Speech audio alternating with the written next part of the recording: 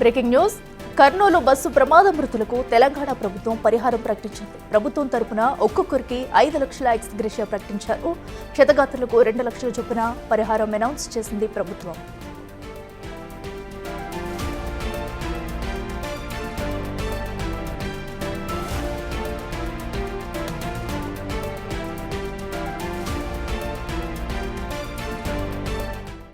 డ్రైవర్ది తప్పు స్పష్టంగా కనపడతాం.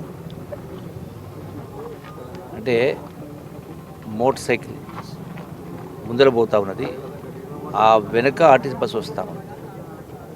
ఆ బస్సు డ్రైవరు ఆ 2 వీలర్ను యాక్సిడెంట్ చేసిన సందర్భంలో ఎప్పుడైతే ఆ 2 వీలర్ క్రష్ అయ్యి బస్ కిందకి వచ్చింది.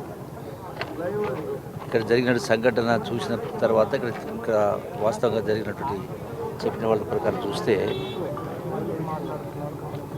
ఆ డ్రైవరు కనీసం ఎప్పుడైతే స్కూటర్కు యాక్సిడెంట్ చేసిండో ఆ స్కూటర్ బస్సు కిందకి వెళ్ళిందో వెంటనే బ్రేక్ వేసి బస్సును ఆపి ఉంటే ఇంత ఘోర ప్రమాదం జరిగేది కాదు.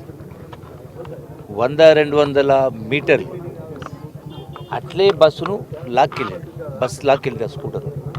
సో దాని మూలంగా బస్సుకున్నటువంటి డీజిల్ ట్యాంకు బర్స్ట్ అయ్యి బ్రేక్ అయ్యి ఆ ఇగ్నిషన్ వల్ల మంటలు చెలరేగినాయి.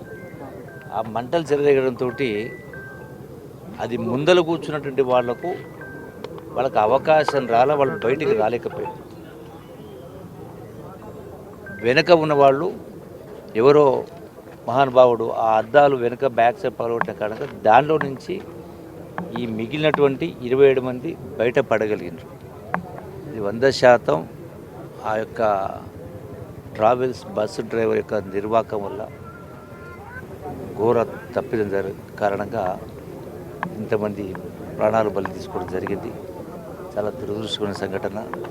ఎందుకంటే మనిషి ప్రాణం పోతే రాదు, మనిషి ప్రాణాలకు విలువ కట్టలేము. అది కూడా పేదవాళ్ళు హైదరాబాద్ నుంచి బెంగళూరు పోతా ఉన్నారు. చాలా దురదృష్టకరమైన సంఘటన. ఇటువంటిది జరగొద్దు. కట్టుదిట్టమైనటువంటి అంటే ఆ బస్సుల యజమానులు కూడా డ్రైవర్లకు సరైన ట్రైనింగ్ ఇవ్వాలి. వాళ్లకు ఆ స్పృహ లేని కారణంగా ఎప్పుడైతే ఇంత స్పష్టంగా కొట్టడం కనపడతా ఉంది, యాక్సిడెంట్ కాగానే అట్లీస్ట్ అసలు ఆ స్కూటర్ను గుద్దడమే తప్పు. దానితో మళ్ళీ 200 మీటర్లు ముందు తీసుకెళ్ళడం. ఇప్పుడు ఈ ప్రమాదం గురించి ఆలోచించినప్పుడు ఇది ప్రైవేట్ బస్సు డ్రైవరు చేసినటువంటి తప్పిదం వల్ల ముందర స్కూటర్ పోతూ ఉన్నప్పుడు సైడ్ నుంచి అయినా పోవాలి, స్లోనైనా పోవాలా. అదే స్పీడ్తో కంటిన్యూ కారణంగా స్కూటర్ గుద్దేయడం జరిగింది. అంటే కేవలం డ్రైవర్ తప్పిదం. ఇది రూల్స్ వల్ల కాదు, ఇంకోటి వల్ల కాదు, డ్రైవర్ తప్పిదం జరిగింది. అంటే డ్రైవర్ ఆ బస్సు ఓనర్కి సంబంధించిన వాళ్ళు బాధ్యత వహించాలి. ఇటువంటివి పునరావృతం కాబట్టి చూసుకోవాలి. వాళ్ళకు అవసరమైనటువంటి ట్రైనింగ్లు ఇచ్చే కార్యక్రమం చేయాలి. సో ప్రభుత్వ పరంగా ఎన్ని చర్యలు తీసుకోవాలని చేస్తూ ఉన్నారు.